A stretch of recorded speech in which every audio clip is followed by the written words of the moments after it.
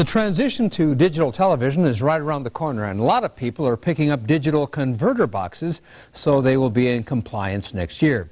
Christian Farr joins us to once again tell us a little more about those boxes, plus he has some answers to viewer questions. Christian, these boxes do more than convert a signal from analog to digital, is that right? Yeah, they have a lot of features on them, and this is one of them. This is the Best Buy version of the box. It's an Insignia brand, their house brand. But generally, they all have pretty much the same features on them, and it's not just converting the signal from analog to digital. And most of those features are something you won't find on your analog TV set. And our Vice President of Engineering, Ron Yurgovich, gave me a look at how they work. Ron, as people start turning in their coupons and getting these boxes, there are a lot of features on these boxes that people may not know about, and one of them is on the remote control, and it's called a zoom button. Yeah, what the zoom button does is if you're watching a high-def signal on your 4x3 set, it's a 16:9 image, so the top and the bottom have black bars. By hitting the zoom button, you can fill your frame with video so that you don't have those black bars on the very top and bottom of the set. And that's because the aspect ratio on the old televisions is different than the new TVs. Exactly, exactly. But you can then still, instead of having the black bars, you can see an entire picture. Your picture is always full of video. Now, we can only really do this on the high-def channels. What about standard definition channels? Well, the standard definition channels are already 4x3, so they're already on a standard def. An older TV, they already fill the whole frame.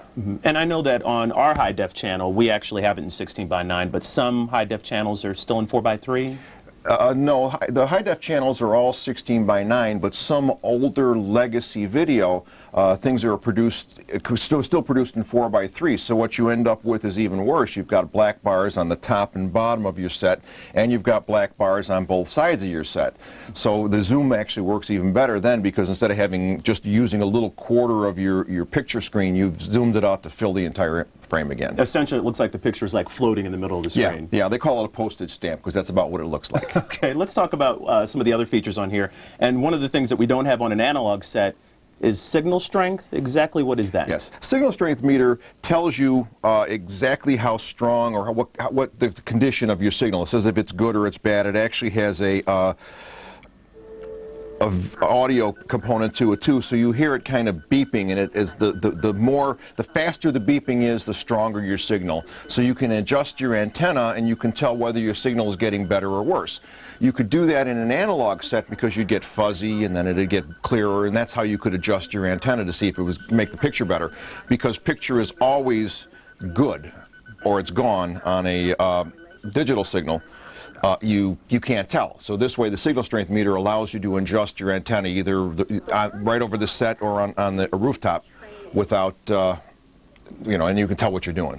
And one other feature on these boxes that's kind of interesting, really cool feature, is the guide feature. How does that work? The guide feature is actually something that we're broadcasting in all the other stations in town. It's part of the digital signal itself, and it's telling you what's on now and what's coming up next. So you get an idea of how long the show will last and what's the next show coming up, and you can do that on any one of our channels. It's not like the cable guides where you have this thing that you can scroll through all the channels. It's because it's broadcast by us. It's telling you what's on that particular channel at that particular time. But it's not something you have to subscribe to or anything like that? Oh, no, it's inherent in the digital signal. All right, so it has a lot of features, that a lot of options that it gives you in terms of information you get. But early on, he alluded to the aspect ratio, 16:9 versus 4:3.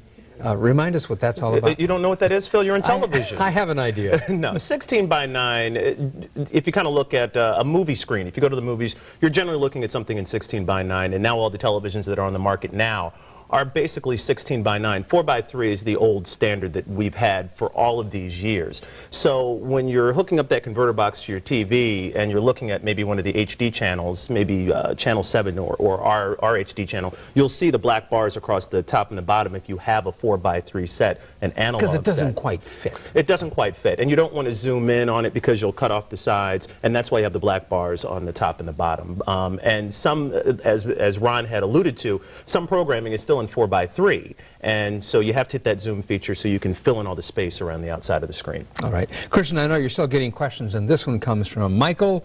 And the question is, are you aware of any improvements to come in signal strength, which is all important to quality? Now, he's talking about digital signal strength, of course, not analog analog strength.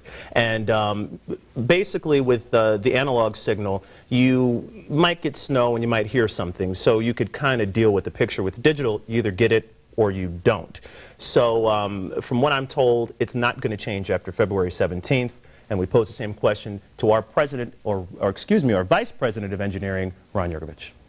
Is signal strength going to get any better after the 17th, or is this the way it's going to be right now? This is the way it's going to be right now. Because of all the analog signals that are out there, there's a lot more interference. But basically, most of the stations in town are broadcasting where they're going to be. We are broadcasting now where we're going to be after February, so we're not changing anything. Some of the other stations are changing, and they might get a little bit better.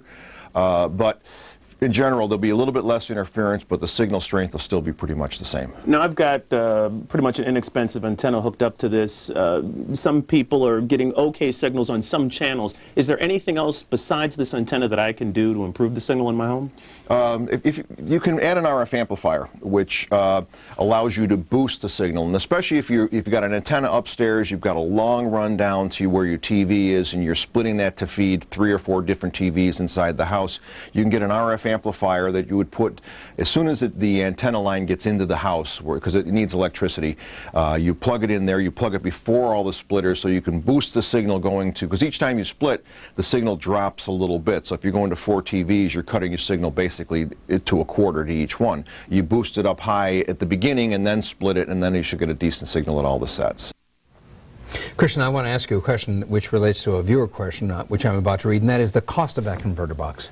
This one sold at Best Buy sells for $59.95 with the $40 coupon. Comes to about $19.95, but they generally run somewhere around $40 to $70. But you really want to apply for them right now because you know, people are running into stores to get these, and they're kind of flying off the shelves. So apply for those coupons right now, and you have 90 days to use that coupon, so you want to make sure that you use it. Which leads us into the next viewer question, and it's a question from James. I sent for and received 2 coupons for the converter box necessary for the change next February. Unfortunately, they sat too long and are now expired. Do I have any recourse to obtain new coupons? The answer to that question pretty much right now is no. That question is coming up quite a bit. A lot of people have let them sit too long, or they got them, didn't know they had expiration dates on them, went to the store and tried to use them and couldn't. And again, these coupons come from? They come from the federal government. This is through their DTV converter coupon program. So they look like little credit cards. We had them on the show before, and they have an expiration date on them just like a credit card or a debit card would. So you want to make sure that you use them in enough time so they don't end up running out. It's a question that's coming up. The federal government is dealing with it. Who knows in the next couple of months if they change their mind. But at this point, the answer is no. There really isn't any recourse. You can't use them, and you're not allowed to reapply for them because they take all of your personal information, where you live, and you can't reapply at the same address. And basic instructions for how to get this coupon, do we have that on our website? Yes, we do, and you can go to our website, and there'll be a link there so you can apply for your coupons, and you should do it now so you can test the converter box and make sure that you're in compliance before February 17th. We are broadcasting digitally, other stations are, so you can look at digital channels right now. All right, Christian, thank you. And as Christian just mentioned, for more information on the transition next February to digital, log on to our website. We're at WTTW.com/Chicago Tonight.